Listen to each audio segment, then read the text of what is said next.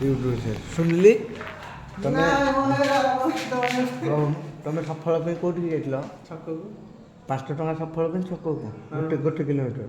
ଗୋଟେ କିଲୋମିଟର ଆଉ କେତେ 5 ଟଙ୍କା ସଫଳ ପାଇଁ 1 କିଲୋମିଟର। ହାଫ୍ କିଲୋମିଟର କି ଆଉ କେଉଁ କାମରେ ଯାଇଥିଲ? ନା